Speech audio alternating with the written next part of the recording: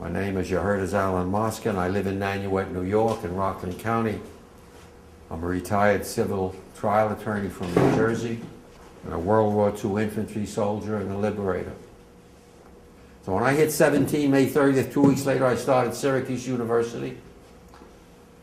1 year later, I got a draft order from the government that read, big letters, greetings. I never knew who put that word in. That was when you report for a physical exam, like you're going to a bar mitzvah or a wedding, but greetings. And it's any World War II guy, I'll tell you that's what you got.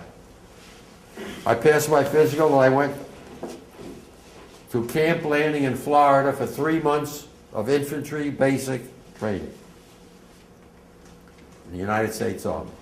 I was a young Jewish kid. I never had a gun in my hand before.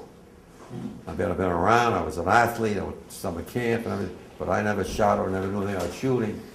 And basic training, and as an infantry basic training, literally you learn how to kill or be killed. You learn how to survive in combat. An M1 rifle, BAR, which is a Browning automatic rifle, a machine gun. How to stick a bayonet in somebody's gut. But you do what you have to do, and I did it. We fought in very heavy combat in Frankfurt, Coburg and Beirut, Hamburg, Regensburg, Straubing. I lost a lot of buddies in every one of these battles. Too many. I'm just one of the lucky ones. So I'm here because God looked down on me, because if I was 100 meters to my right and 100 meters to my left at any time, I wouldn't be here. And sometimes I wonder, and I had to fight that too, with the guilt of why I'm here and a lot of my buddies are not. Rabbi last in Yorktown when I spoke, when I said this, and I'm not that spiritual like you fellas, but he said maybe God was looking down on you and wanted you to survive so you could speak to the young people and others that what you're doing today. And kind of broke me up a little bit. Maybe that there is something to that, because I often wonder why I made it and others didn't. But I want to just tell you a little bit about combat, just so you get an idea that it's not a video game. It's not a movie or a TV. You know, I see too many of the young people with the video stuff with my grandchildren, with the killing and the violence, and I can't look at a gun since World War II. That's me. I'm not going to get into a thing with the National Rifle Association, but I can't touch a gun or look at it. I know I killed plenty, too many. Never enjoyed it. Believe me, I never did. And the second day I was on the line outside of Beirut, all hell is breaking loose and the crowds are throwing everything in on us. And then it let up a little bit, and all of a sudden, boom, something hit the top of my head, on my helmet, and I reach up and I pull down, and I'm holding an arm, blood-soaked. The fingers are doing this in front of me, just like this. You think that doesn't shake you up? And then on the wrist is an eagle tattooed an eagle, and I start screaming, Wilson, Wilson, Wilson. Because Wilson had an eagle tattooed on his wrist. He was going to soar like an eagle. And I'm talking to him maybe 10 minutes before in the rear, and now I'm holding his blood-soaked arm. And then about 2 weeks later, outside of Straubing, all hell was breaking loose, and the Krauts again were throwing a lot of artillery and mortars. The Krauts are the word we use for the Germans, like Jerry's, Krauts, among others. And my best friend, best soldier I ever knew, TR from a little town outside Detroit, always trying to help the rooks. The rooks are the guys that are on the line the first day, and when you're on the line the first day, you're scared. And I mean scared. Anybody tells you they weren't scared is a liar or a moron or a combination of both. And this day, it was bad. Everything was coming in. You know, if you're in combat, you know what that sound is when the artillery and the mortars are coming in. sergeant said, everybody hit the hole. And I went down, last thing I do, I saw my best friend about 100 meters to my right, still directing the new guys, right flank, left flank, telling them where to go. And then about a minute later, when it let up, I look up and I don't see TR. And I run as fast as I could to my right, 100 meters. And there's my best buddy laying with the back of his head against a crater. And as I got close, I saw his right leg about 10 or 15 feet away from his body, and his insides are all inside out, all over the place. And I ran up and I put my helmet under his chin so he didn't look down and see what was going on in his... And he said to me, "Ali, can you help me? Ali, can you help me?" He's the only one who called me Ali. "I don't feel anything, I'm numb. Can you help me?" Those are the last words he said to me, and the sergeant said, "Come on, college boy, get your rump up and get going. You can't stay back with the wounded. Those are the orders. You can never stay back with the wounded." And I had to leave my best friend dying in a filthy crater in Germany, and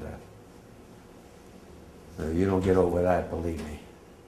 And the lieutenant asked me to write the letter to his mother. Usually lieutenants do that. And then 3 or 4 nights in a filthy foxhole, I was scribbling with a crayon on toilet paper, anything I could get to his mother to tell him what a great son she had. And he didn't die with pain or died as a hero and everything else. So we became very close after the war, his mother and I went out there a couple of times on the anniversary of his death. You don't read about this stuff in the newspapers. This is kind of, I'm just giving you a little sideline here. And the last thing I'll tell you, I can tell you things a lot more graphic, but I'm not here to do that. But the last thing was a little bit different. I was a scout, and the scouts go in ahead of the main outfit to make sure we don't get ambushed by the crowds. And this particular day, we're outside, I think it was Coburg, Santana Rios, my buddy, the two of us. And we came under fire from a second floor ledge, and Santana was in the open. I got behind a Panzer tank, and the shooter didn't see me, and he came out of the second floor. I saw him, I made a couple of shots, and I was lucky. I made a hit. He fell down to the ground. We ran up, no pulse, looking down, this handsome, really handsome, blonde, blue-eyed, young soldier. I was only 18, hadn't turned 19 yet. 15, 16, but blonde eye, blue eyes, and handsome. Later realizing he was probably a member of what's called the Hitler Jugend. I don't know if you've studied about the Hitler Jugend or the Hitler Youth. And near his body was a helmet, and inside was a picture of an elderly man and woman. And underneath scribbled, "Wir lieben dich, Mutti und Vati." Know what that means? We love you, Mom and Dad. And even though that was the enemy, and the rational part of my brain said he would have blown me away if he saw me behind that tank. And I did my job and I followed orders. I couldn't get the fact that I killed this young teenager that was never going to go home to his mother and father. And as I said before, I didn't enjoy killing, and this particular incident was one of my nightmares over and over again. I'm going to tell you again that combat is not a video, TV, movie, or whatever. And again, there are no heroes in foxholes. There are no atheists either, I can tell you that. Guys wet their pants the first day when they're in there. That's nothing to be embarrassed about, and they do worse than that.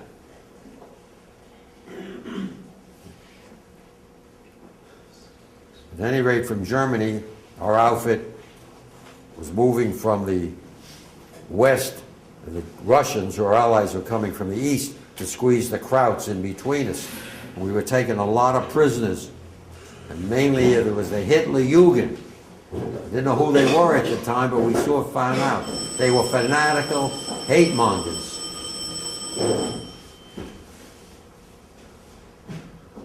And they inflicted a lot of casualties. I lost a lot of buddies because of this Hitler Youth. The two elements of the Nazis that were the Waffen-SS, those lousy cowards, murderers, and the Hitler Youth. I had no problem with the Wehrmacht. That was the German soldiers. To me, they were doing their job like we were doing ours. But the hate from the Waffen-SS, I had 5 buddies taken prisoner. And the Waffen-SS, and we found them 24 hours later. And 2 craters, each one with a bullet here. That's the Waffen-SS. I gotta watch what I'm going to say. So. And the Hitler Youth were just as bad. This particular time, near the end of the war, we were taking a lot of prisoners. We had this big blonde kid shackled like this with his hands behind his back. And I'm over here to the right, and he makes a right turn, comes right up to me this close, and starts spitting right in my face. Once, twice, and screaming at me, Amerikaner Schweinhund, Schweinhund, with hate in his face. Now let me get to the main focus of why I'm here.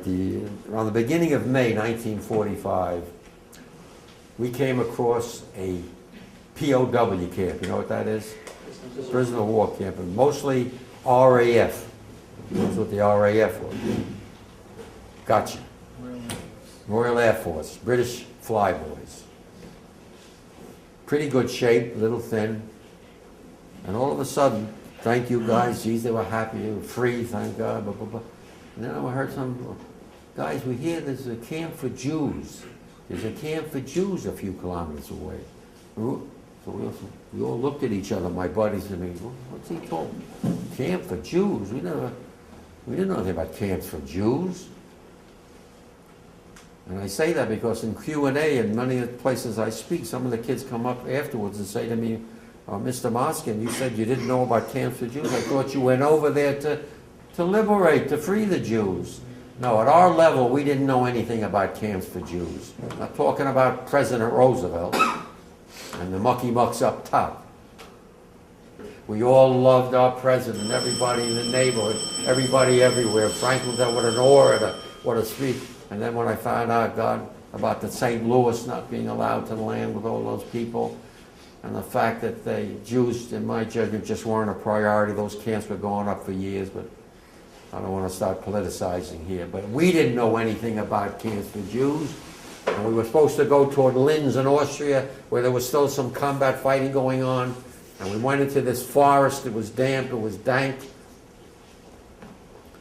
And all of a sudden, there was the most offensive, nauseating stench you can imagine. A smell that got into your nostrils, into your brain. We all looked at each other. What in the is that smell? Woo! It got worse and worse. And all of a sudden, we came out through the trees. I remember seeing barbed wire, like a compound, and up on the top in big letters, Arbeit macht frei. Literally, it's supposed to be, work will make you free. What a bunch of garbage that turned out to be.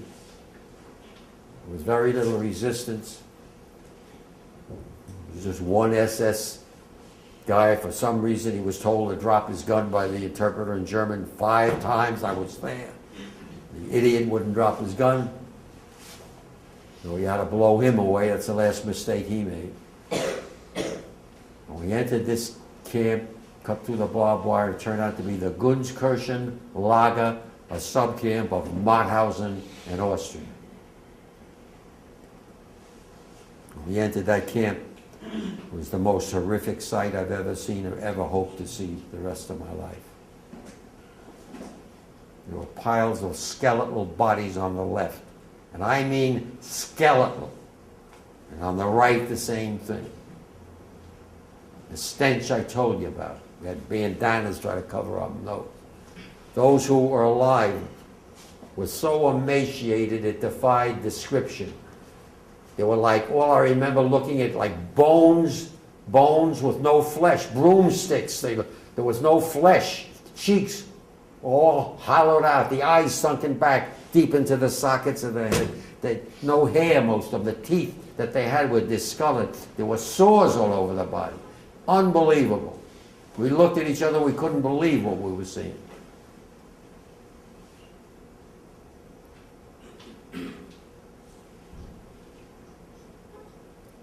Essen bitte. Wasser bitte. Zigarettenbitte. Food, water, cigarettes. I didn't smoke. Some of my buddies would start handing out their cigarettes, and they would take this, you know, like the tobacco, try to get to the, just cover off, take the tobacco and start chewing it. It's what starvation does to you. They were chewing it. Like, I couldn't believe what I'm first watching. They gave out the food, and all of a sudden, many of them would grab their esophagus and start falling to the ground, choking. We got frightened. We didn't know what we were doing, and the medics came up and started screaming, "No more solid food. You can't give out solid food," because apparently when you starve, you know, it clamps up. You can't swallow. So they were choking, falling to the ground. It was chaotic. We're trying to help. We don't know what to do. And then many of them started to back up. I remember, like, they were scared. And our lieutenant was smart enough to realize, he said, "Tell those poor souls," that's the term he used affectionately, he meant, "tell those poor souls we're American soldiers. We're going to take care of them. We'll feed them. Who can speak Yiddish? Who can speak Jewish? You're German." I remember being so frustrated because my parents never spoke Yiddish in my presence. And when they came from the old country, "You're an American now. You speak English." My grandparents used to sit down with me when I'm doing my homework and want to learn English. Read the book. But I somehow was able to say, "Ich bin auch a Yid."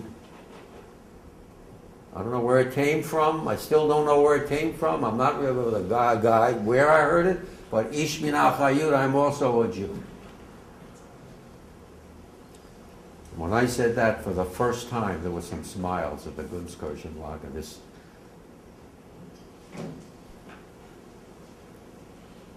This elderly gentleman came down on the ground, and he started to cry, and he started to kiss my boots were blood-soaked in mud, and he's on the ground, and, you know, I knew he meant well, but I felt uncomfortable, like somebody groveling at my feet, so I didn't want him to do it, so I picked him up like on the armpits. And he was this way, and I picked him up, and as I picked him up on the back, first of all, the smell, God, it was so bad. And the back of the nape of his neck had these pussy sores, these festering pussy sores. Not only the lice was crawling out of all these sores. I mean, I'm trying to give you the picture and how God gave me the strength I wanted so badly to pull away. But I didn't, thank God. God gave me the strength to hold him, and he started to cry over and over again, and I started to cry. There was only one other Jewish kid that I remember. It's Herbie, somebody from Brownsville or somewhere in Brooklyn. You know, I'm a Jersey boy, so I don't know Brooklyn or Bronx. I think it was Brownsville somewhere, Herbie. We never knew last names. And then one after the other came up to you. Americana, Danke, Jude, Americana, Danke. It was very emotional. This was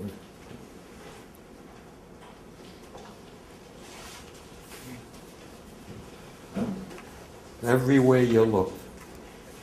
Everywhere you looked in the Gunskirchenlager was the foul stench of the dead and the dying. And then our squad was then told to look, check the barracks. And I went into the barracks, and God, it was as far as you could see, hundreds of meters, 2 layers, you know, 2 bunks, one lower one. It was, I don't like to use the word sardine, they were like piled on top of each other, like squeezed in like sardines. Many dead, many in the terminal throes of dying, some laying on the muddy ground on top of each other, dead. The smell, you couldn't even stay in there. And I remember many looking and saying, "Hilfen Sie mir, somebody help me." I came out of there and I started screaming, "Medics, medics, medics!" The poor medics were overmatched. There were hundreds, if not thousands of us all over the Gunskirchenlager, and they were trying to run from one to another, who they could save, who they couldn't save. I'm just trying to give you the picture of what was going on. When I came out, you couldn't stay in those barracks. The stench was so powerfully bad. And as I came out and I was screaming, "Medics, medics," I saw this dead horse, a dead horse on the side of the road, and I saw 3 of these inmates with the bark of a tree, and they're digging it into the entrails of the horse, and they're pulling the guts out and chewing on the blood is squirting all over. You picture that, what starvation does to you. Not a video game, not a movie, I'm telling you, the gospel. And then I can never forget this young lad with his, outside the barracks with his head against the barracks. He was all like, to me, 50, 60 pounds. All I saw was bones, like a skeleton. And one of the medics was trying to console him, and he was mumbling, and he made eye contact with me. And I couldn't break the eye contact, and he looked at me and kept muttering, and I said to the medic was a pretty good interpreter, what is he trying to say? What is he saying? And the best I can remember, this poor kid was saying, why did they want to kill me? Why did they want to kill me? I didn't hurt anybody. I'm a good person. I didn't do anything. Why did they want to kill me? Just because I'm a Jew. Just because I'm a Jew. Over and over again. And then his head just toppled down, and medic, no pulse. And that's how this young kid died. I don't know what I could have answered him. Why? That's how he died. Why do they want to kill me? I'm just a Jew.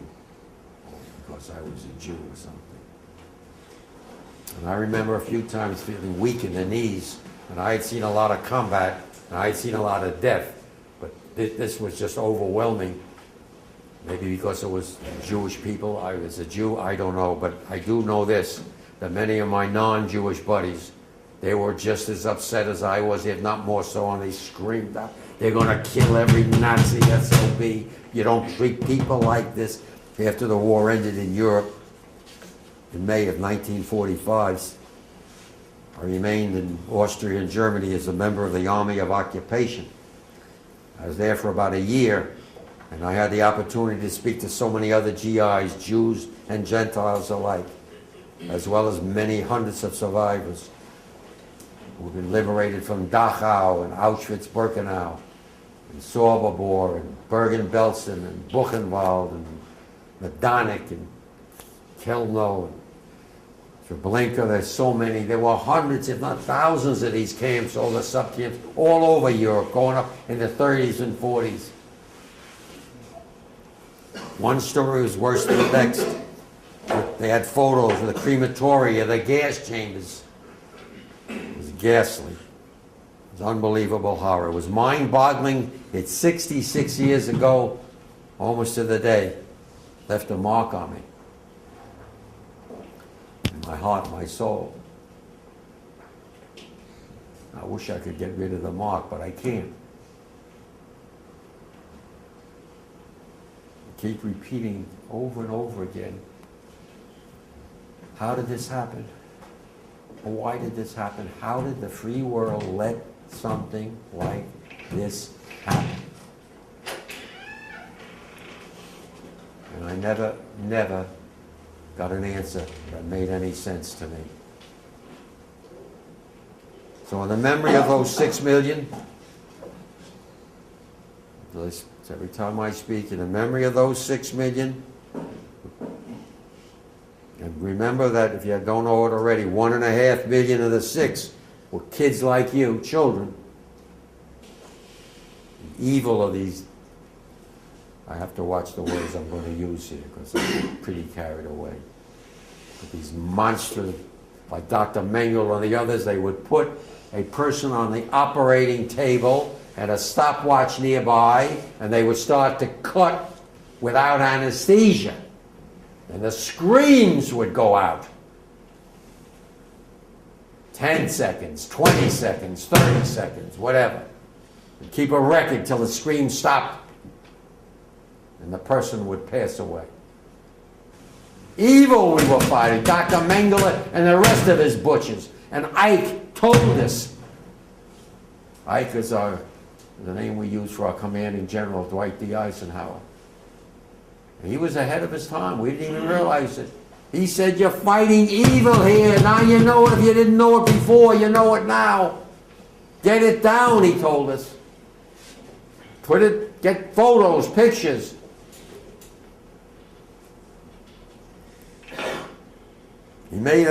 Our captain told us that the commanding general said, don't pick up the bodies, let the German civilians come in. We had to bring them in, let them look at the bodies, let them put them on the trucks. I got one picture here, I'll show you if you want to see it. So in the memory of all those poor souls, as my lieutenant said,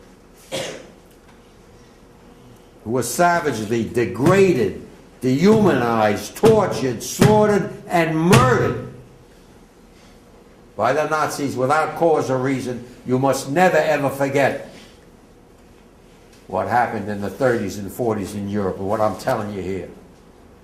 And a fellow by the name of Mesorah, who came over to our company, from headquarters company. Mesorah was a very religious Jew, much more so than me. And it was around Passover time.